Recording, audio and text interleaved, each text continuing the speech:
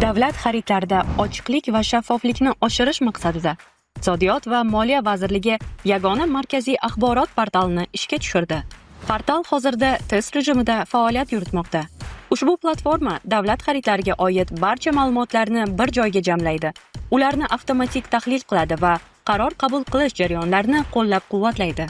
Portal Adliya vazirligi, Soliq qo'mitasi, Milliy statistika qo'mitasi, Personallashtirish agentligi va Raqamli hukumat markazining axborot tizimlari bilan to'liq integratsiyalashgan.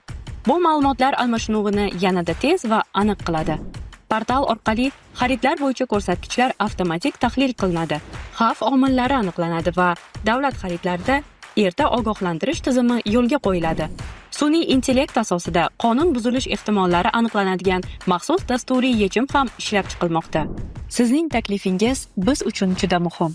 Takliflaringiz asosida portal imkoniyatlarini kengaytiramiz va qo'shimcha o'zgartirishlar kiritamiz. Birgalikda davlat xaridlarida shaffoflikni yanada yuqori bosqichga olib chiqaylik.